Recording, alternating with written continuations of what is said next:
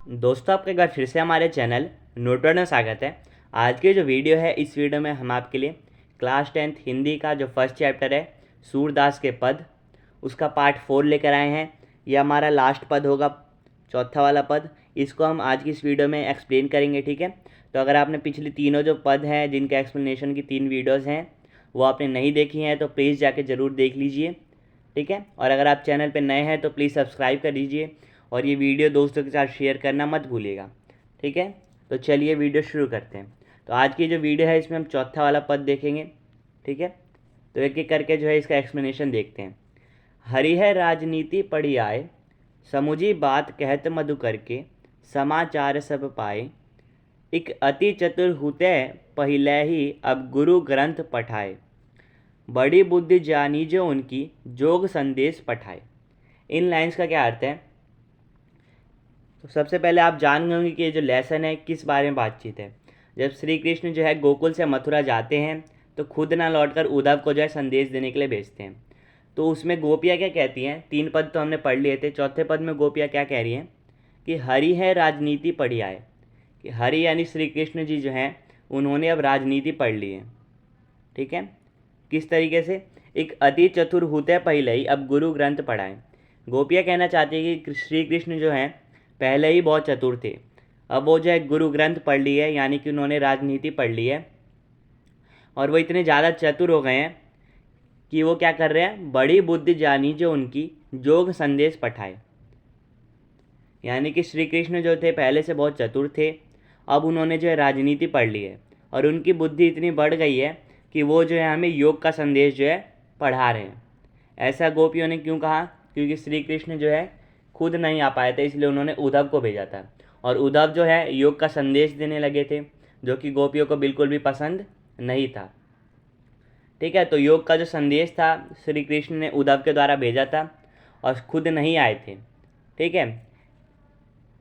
तो ये जो बात है ये सुनकर गोपियों को लगा कि श्री कृष्ण जो है उन्होंने राजनीति पढ़ ली है, ठीक है। इसीलिए वो उनका जो बुद्धि है वो बढ़ गई है और वो हमें योग का संदेश जो है पढ़ा रहे हैं। उधो भले लोग आगे के, परहित डोलत धाये, अब अपने मन फेर पाई हैं, चलत जो हुते चुराए। ते क्या अनीति करे आपनु, जे और अनीति छुड़ाए, राज धर्म तो यह सूर, जो प्रजा न जाही सताए। इन लाइन्स का क्या मतलब है? शुरू की तो 2 लाइन से एक बार देख लेते वापस। उधो भले लोग आगे के, परहित डोलत धाये, अब अपने मन फेर पाहिए, चलत जुहूते चुराए।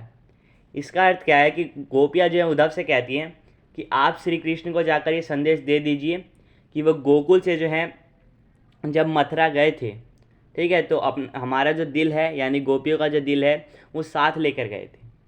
तो गोपियाँ उद्धव से कहती हैं कि आप जाके श्री कृष्ण जी को संदेश दे दीजिए कि जब वो मथुरा गए थे तो हमारा दिल साथ लेकर गए थे, तो वो हमारा जो दिल है वो हमें वापस कर दे, ठीक है, ठीक है।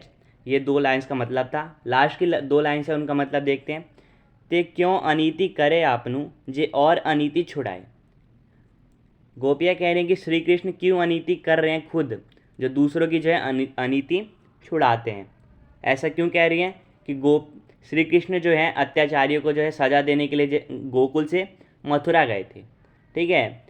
तो इसीलिए गोपियाँ कह रही हैं कि जो दूसरों के अनीति जो है छुड़ाते हैं वो खुद अनीति क्यों कर रहे हैं, ठीक है। यानी अत्याचारियों को दंड देने के लिए जो है श्री कृष्ण जी जब मथुरा गए थे, ठीक है, उनको दंड देने के लिए, उनकी अनीति छुड़ाने के लिए, लेकिन श्री कृष्ण जी अब क्या कर रहे हैं? आपनु यानी खुद ही जो है अत्याचार करने में लग गए हैं। किस पे अत्याचार कर रहे हैं? गोपियों पे, ठीक है, क्योंकि उन्होंने बात कही थी कि मैं मथुरा से लौटूंगा, लेकिन वो खुद ना लौट कर जो है उद्धव को उन्होंने भेज दिया। लास्ट लाइन जो है इसका क्या अर्थ है? राजधर्म तो यह सूर, जो प्रजा न जाहिन सताए। गोपियाँ क्या कहती है कि राजधर्म तो यही है कि प्रजा को सताया न जाए, ठीक है। यानी गोपियों के अनुसार राजधर्म क्या है? प्रजा के जो सुख है उनका ध्यान रखना और उन्हें न सताना। तो ये जो चौथा पद है बहुत इंपॉर्टेंट है, इसको एक बार रिवाइज कर लेते हैं। इसमें क्या है? तो गोपियाँ जो है जब श्री कृष्ण जी ने खुद ना आकर उद्धव के जरिए जो है संदेश भेजा था, तो गोपियों को जो वह संदेश बिल्कुल पसंद नहीं आया, क्योंकि गोपियाँ प्रेम मार्ग पे चलती थी उन्हें योग का जो संदेश है बिल्कुल भी अच्छा नहीं लगता था, कड़वी ककड़ी की तरह लगता था। ठीक है, तो गोपियाँ उद्धव को क्या कहती है चौथे पद में, ठीक है, कि जब श्री कृष्ण जो है उन्होंने खुद न लौटकर उद्धव को जो संदेश भेजा था और खुद के आने की बात कही थी, लेकिन वो खुद नहीं आए थे, तो गोपियों को ऐसा लगा कि श्री कृष्ण जो है उन्होंने राजनीति पढ़ ली है। उनका जो दिमाग था, उनकी बुद्धि थी पहले ही बहुत ज़्यादा थी, वो पहले ही बहुत चतुर थे, लेकिन अब उन्होंने गुरु ग्रंथ पढ़ लिया है, यानी कि राजनीति पढ़ ली है, जिससे उनकी बुद्धि बढ़ गई है और इसीलिए जो है वो हमें योग का संदेश सिखा रहे हैं। ठीक है, योग संदेश सिखा रहे हैं। उसके बाद क्या कहती है गोपियाँ उद्धव से कि आप जाकर जो है श्री कृष्ण को ये संदेश दे दीजिए कि जब वो मथुरा गए थे तो हमारा दिल जो है साथ में लेके गए थे, तो वो हमें हमारा दिल वापस कर दे। ठीक है, उसके बाद क्या कहती हैं गोपियाँ कि श्री कृष्ण जो है मथुरा इसीलिए गए थे ताकि वो अत्याचारियों को जो है सज़ा दे सके, लेकिन श्री कृष्ण जो है खुद ही अत्याचार करने लगे हैं। किन पे अत्याचार कर रहे हैं? वो गोपियों पे। और लास्ट जो लाइन है उसमें गोपियों ने क्या कहा है कि श्री कृष्ण जो है राजधर्म का पालन नहीं कर रहे हैं। क्यों? क्योंकि सच्चा राजधर्म क्या होता है? प्रजा के सुख का ध्यान रखना और उनको न सताना।